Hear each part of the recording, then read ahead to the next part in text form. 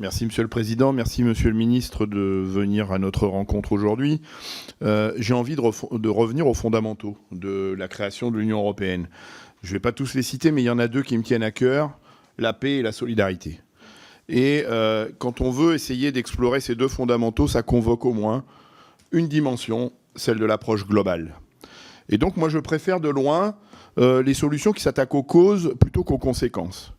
Et donc sur l'Ukraine, je vais commencer par ça, bien sûr qu'il faut accompagner le peuple ukrainien dans la possibilité de retrouver la paix sur le continent européen, puisqu'on parle bien d'un pays qui appartient au continent européen, et donc il faudra continuer nos efforts sur ce sujet-là.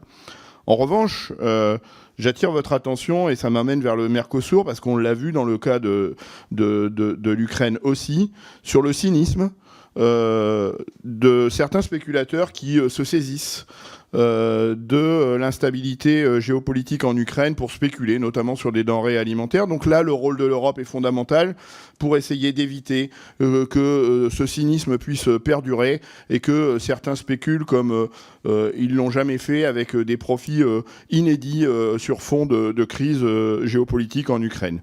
Eh bien, c'est la même chose qui est en train de se dérouler dans la négociation du Mercosur, c'est-à-dire que si ce Mercosur avance, c'est que certains y trouvent un intérêt.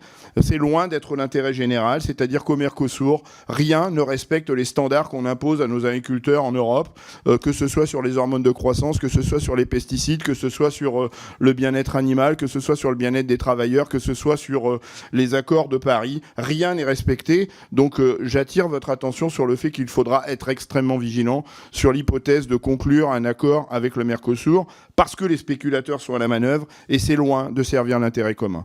Ensuite, nous avons commencé cette réunion en s'émouvant de ce qui se passe à Valence et du dérèglement climatique. Eh bien, encore une fois, attaquons-nous aux causes, et ça me permet de faire un lien avec l'immigration. Ça vous surprendra pas, mais moi, dans un autre costume que celui que j'enfile aujourd'hui, j'étais dans l'hémicycle pour voter contre ce pacte asile-immigration, et j'en suis fier. Parce que le rôle de l'Europe, c'est de traiter les causes et donc d'imaginer des stratégies, je vais finir Monsieur le Président, de co-développement avec les pays qui font que certains êtres humains préfèrent le déracinement à rester dans leur pays. Eh bien, le rôle de l'Europe, c'est de tout mettre en œuvre pour que ces êtres humains préfèrent rester dans leur pays. Et donc, c'est notre rôle de participer à des mesures de co-développement plutôt que de voter des pactes asile-immigration. Merci.